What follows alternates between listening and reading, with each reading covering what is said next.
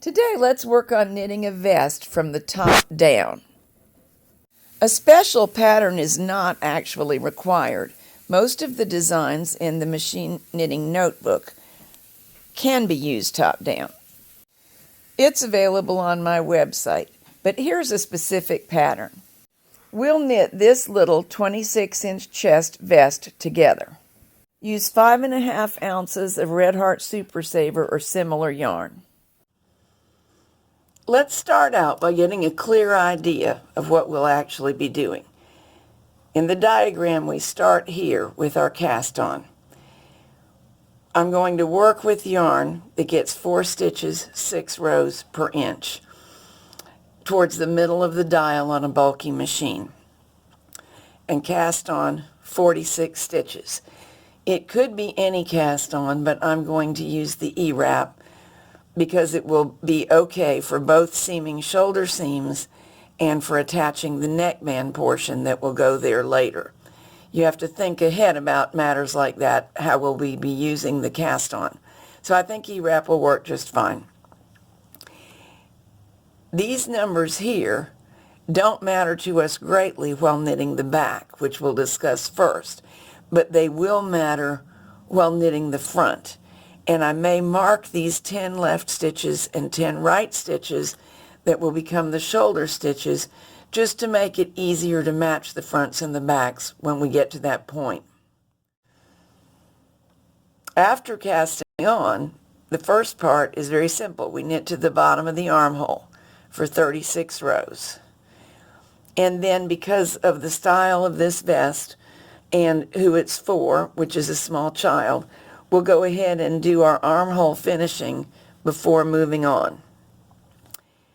This is the underarm, and we'll need to increase a little bit.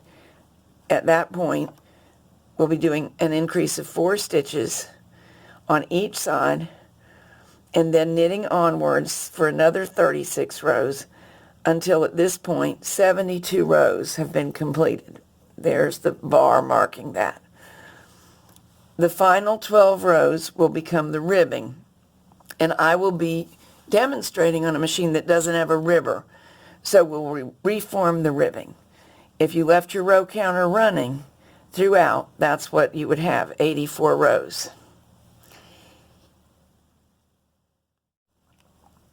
This will fit a toddler. A real child of 2 to 4 years old actually has a chest measurement of 22 to 24 inches. We would want 2 to 4 inches of ease, so our 26-inch chest should be about right for a child in that age range. You know, and I know, kids vary, and boy do the charts about kids' clothes vary, but that's a ballpark. When it comes time to knit the front, we will knit it as we knitted the back, except for this area here, where we'll have to knit one shoulder and the neckline increases. Usually they're decreases when we're working from this direction upwards, but in this case there'll be increases. Then we'll put some stitches in hold, do the other side, and then it will be just like the back. So let's get started. All right, time to E-wrap all our needles. I've already pulled out the correct number. I'm reaching around the camera here, so my first few wraps will look a little bit ungainly. There we go. If that should ever happen to you for whatever reason, just pull them back out all the way forward as I just did.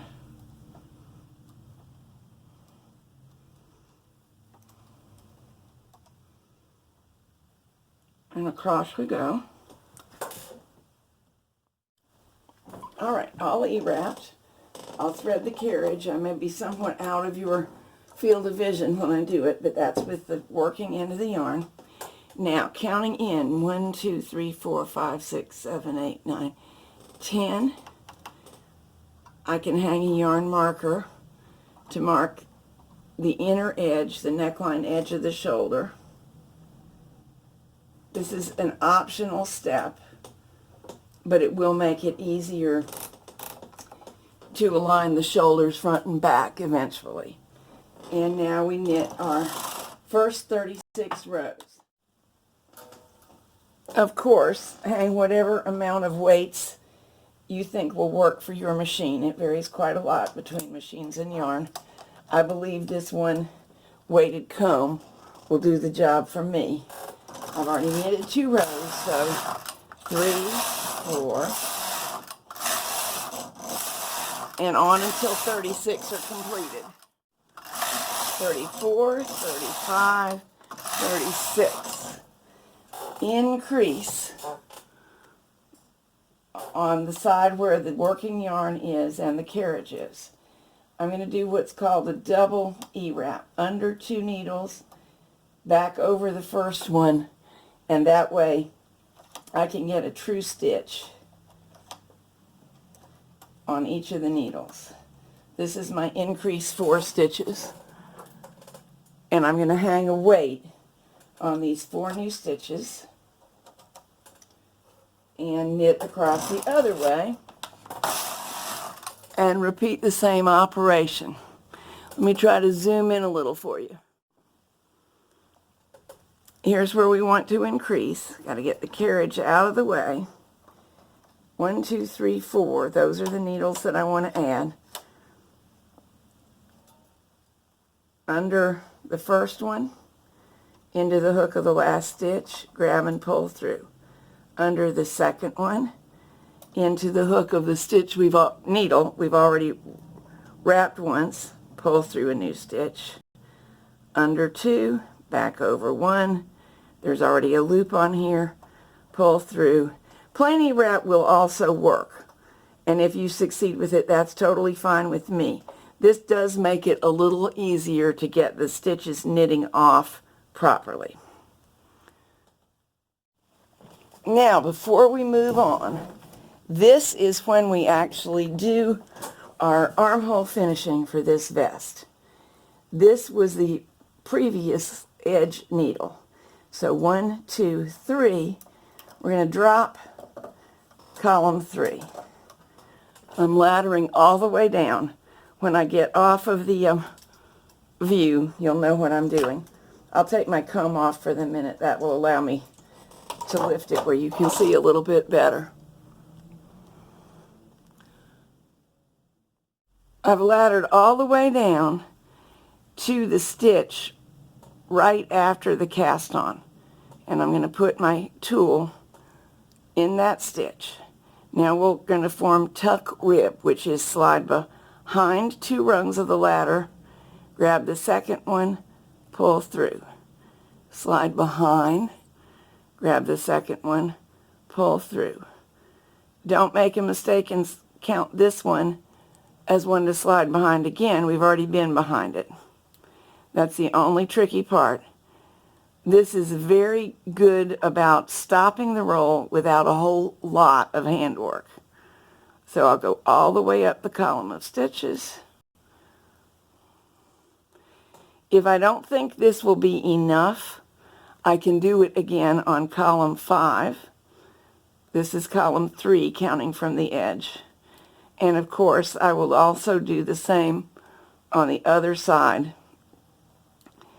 Right now we're working on the left, so stitch number 3 and possibly 5 from the right will also get this treatment.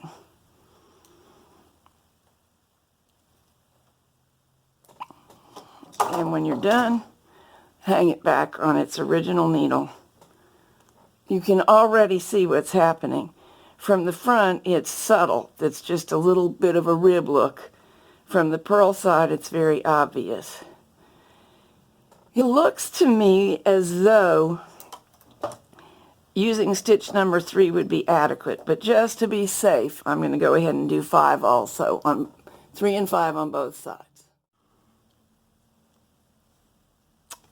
Here's our completed armhole edge. All right, I'm going to hang my comb back on.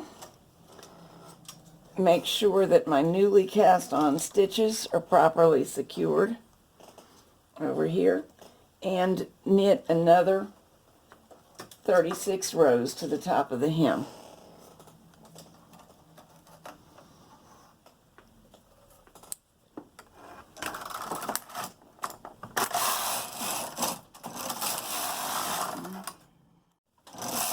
Actually, I misstated that slightly, 35 rows, because we want 72 is our total count, and there it is, 72.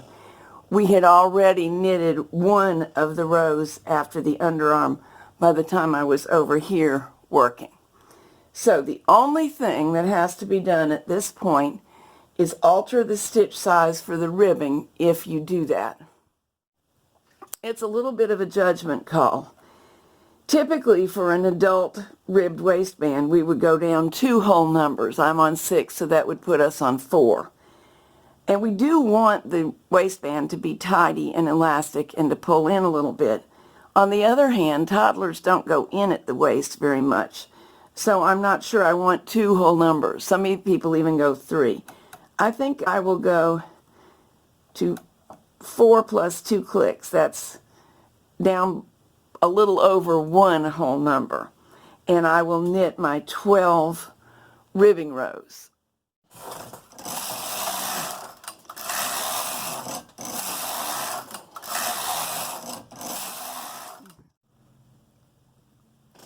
After knitting row 72, I'm going to decrease 1 on each side, because that's going to make my ribbing numbers come out just perfectly. And also, it is a fairly common technique to decrease slightly to make your ribbing fit well. I think I've gone out of your view on the right side, but take my word for it, that's what I'm doing over here. Now, of course, there are all kinds of ribbing you can make, but because I'm reforming it by hand, I'm going to be easy on myself and do 2 knit stitches, 1 purl. So we ladder down each one that's intended to be a purl, 2, 4, 6, 8, 9, 10, 11, 12 rows, and we latch it back up.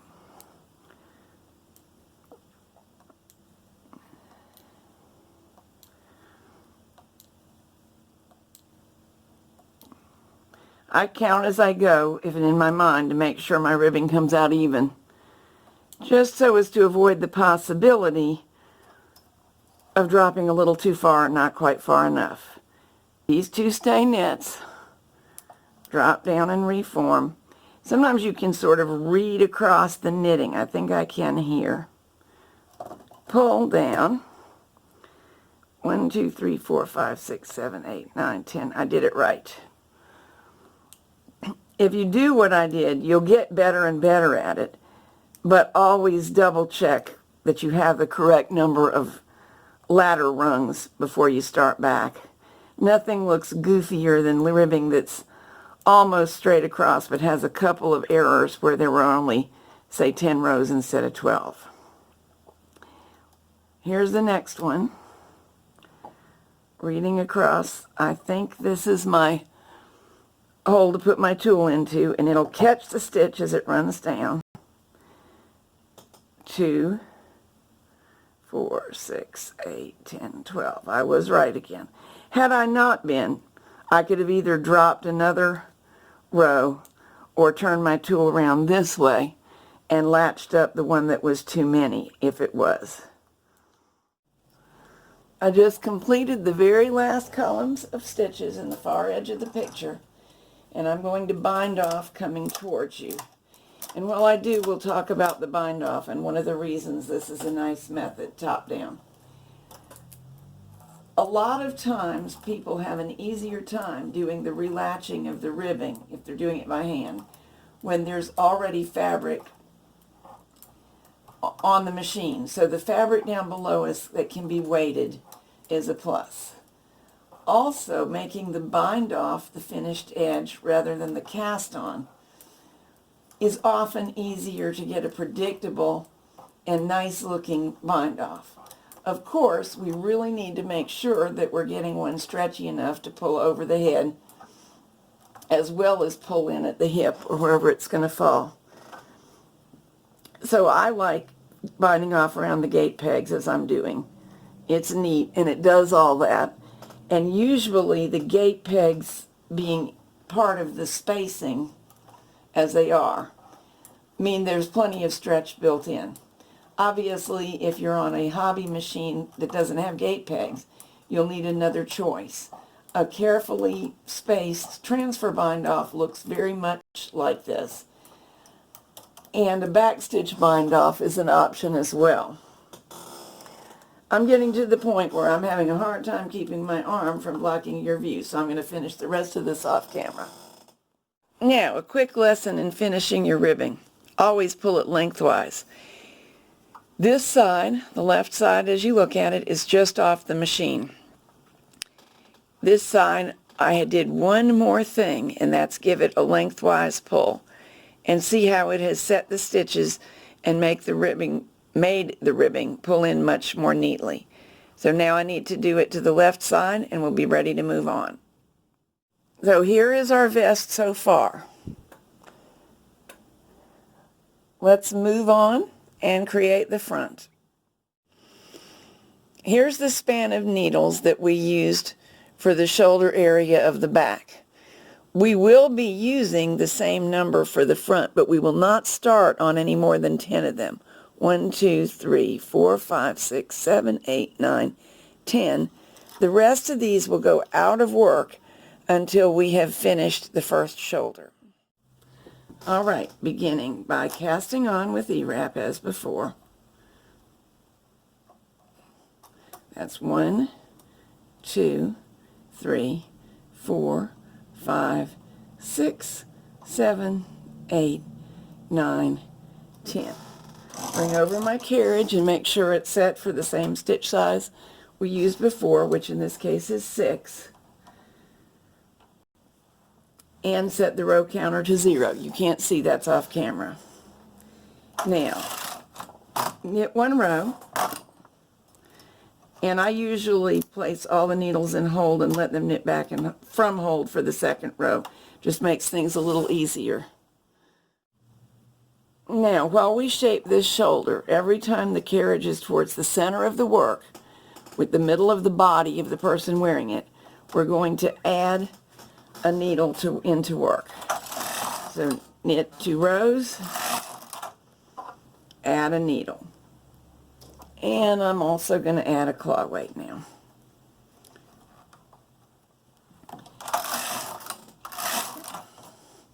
Add a needle. Yes, these are simple increases and will not be the most attractive. I'm going to hide them later.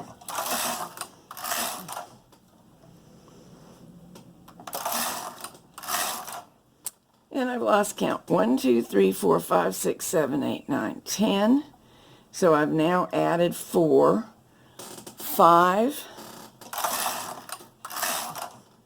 6. Time to add the 7th one to work. So now there are 17 working. Knit across.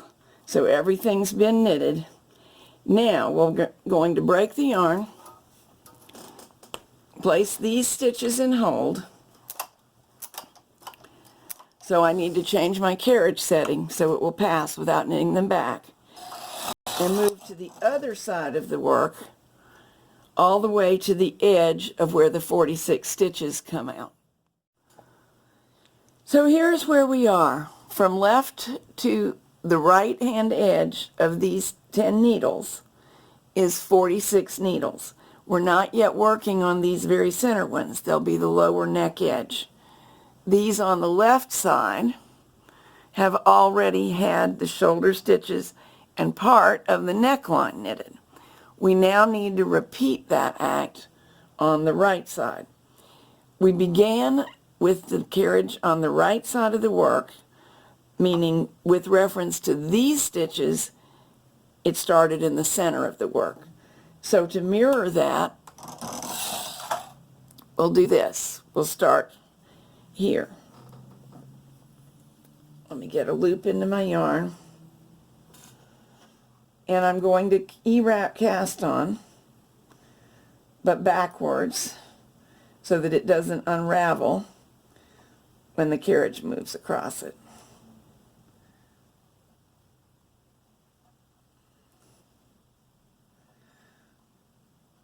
And we will perform everything we just did as a mirror image of the first shoulder. Let me point something out to you. Because the carriage is now in the middle of the bed, if I want to knit back from hold, I can set it to do so, as long as I am careful not to pass these needles, because then they would try to knit back from hold too. So here we go. And my impulse is that I'd love to knit these back from hold again, because after that first row it avoids dropped stitches. But if I set the carriage on this side to permit that, I risk bumping into these stitches and knitting them back. So here's a little trick. Upper working position works almost as well, and then it will not risk putting these stitches back to work before I'm ready, these needles back to work. All right, we're going to do the same business we did, increase, one on the neck edge, knit back, two, I stopped to hang just a little bit more weight, three, four, five, six, seven.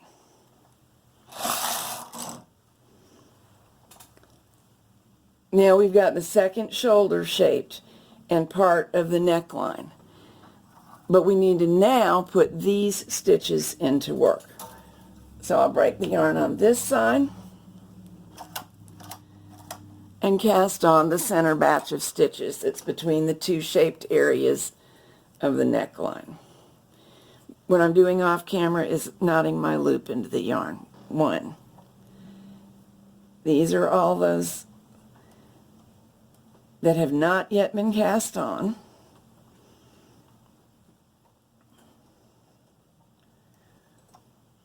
We really don't need this yarn for any more than this cast on, so I will just break it, leaving a long enough tail that I can give it a little downward pressure. Now I'm going to let everything knit back from hold because I think it will do a nicer job.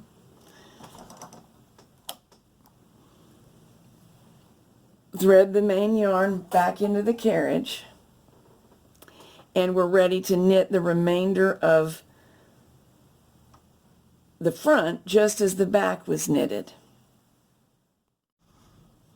The beginning of the shoulder and neck section has consumed 15 rows working each section. So make sure your row counter shows that correctly. And set to knit back from hold if you've done what I did. You don't have to, but I just find it very convenient. And now we will knit beginning on row 16, moving towards the 36 total for the armhole.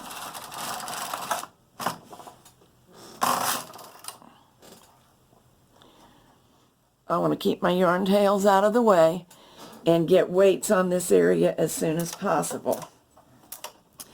So again, my choice is to knit the next row back from hold, and then I should be able to get my comb on the knitting, and it'll be just fine.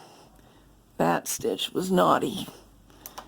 I had one on the very end where you couldn't really see it unknit itself, so I just reformed it manually and put it back to work. So row 16 has been knitted. Row 17 should click off on the counter now, and I should be able to hang my weighted comb.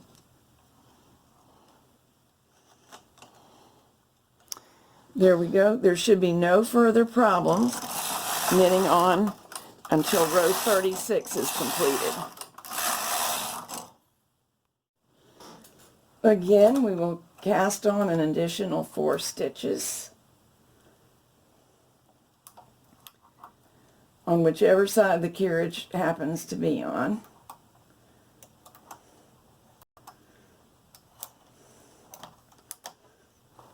Knit across, do the same again. And whatever you did for edge treatment on the back, you're going to want to do on the front. These 4 are brand new, so I'm counting in from my originals 1, 2 to 3, and 5, dropping those and latching them back up as tuck rib. At this point, if you lift up the fabric, you can see the curve of the neckline has formed, and we are ready to knit our last rows down to just above the hem. So we'll stop at row 72 on the counter. After knitting row 72, I'm going to decrease 1 on each side. If you're reducing for the ribbing, reduce your stitch size now. Knit the ribbing rows.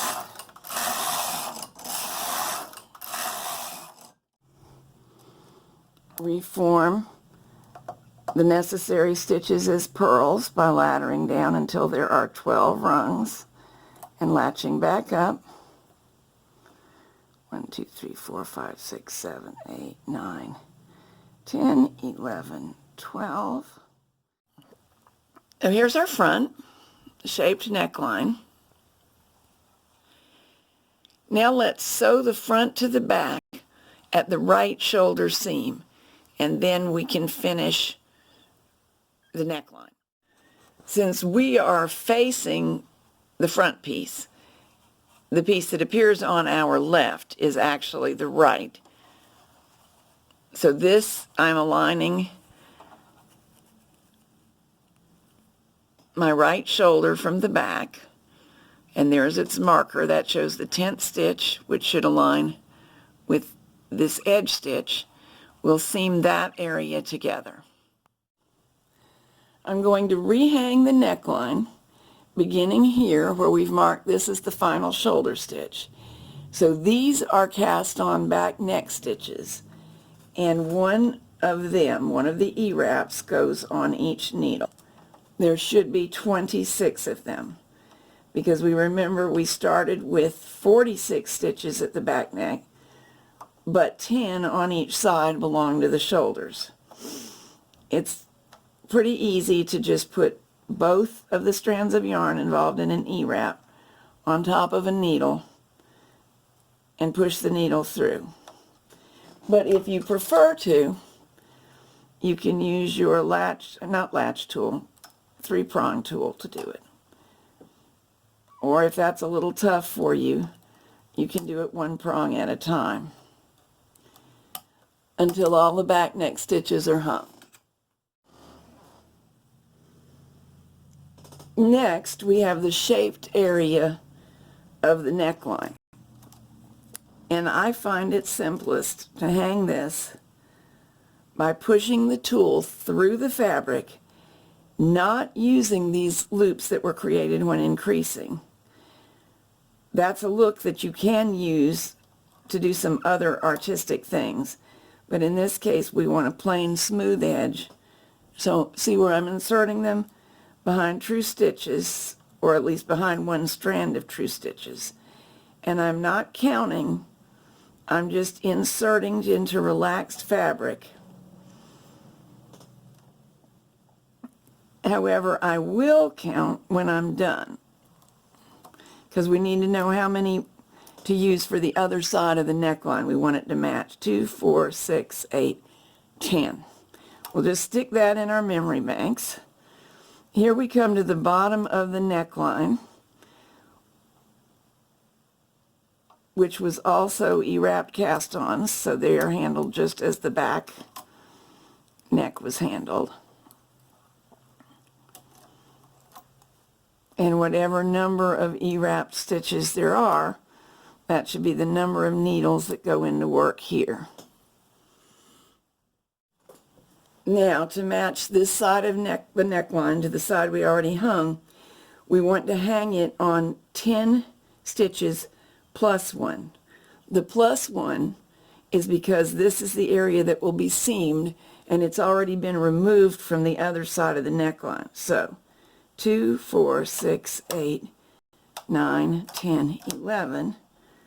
That should be where the last stitch goes, and we should work the other stitches evenly onto the remaining 10.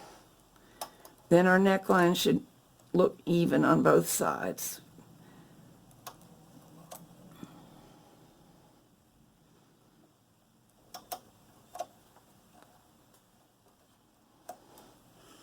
There we go. Off to the right, where you can't see, I'm threading a contrasting yarn into the yarn feeder. It's only contrasting because I don't have enough of the main yarn. Knitting 1 row at main stitch size. It's a good idea to double check that every stitch knitted, and it seems to have. And now I'm reducing the stitch size 1 whole number, knit, reducing again, knit, and again. How far you can reduce depends very much on the yarn you're using. And the yarn I'm using is nominally the same weight as the main yarn. I've got a snarl here. I'm stopping to untangle. You can't see it, but I am. However, it's a softer yarn. So I've got 6 rows, and they're all the way down to stitch size 1 now. I'm going to do 4 more rows at that small stitch size. Now I want to do 1 at main stitch size and bind off. This edge is going to curl under and not be seen. So the fact that I've gone back to a bigger stitch size will just make it easier for me to bind off. However, I'm a right-handed person. My preference would be to bind off from the right side.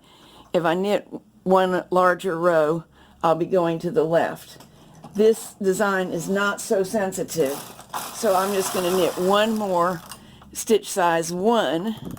Now I'm adjusting back to stitch size 6, and I will knit across and bind off.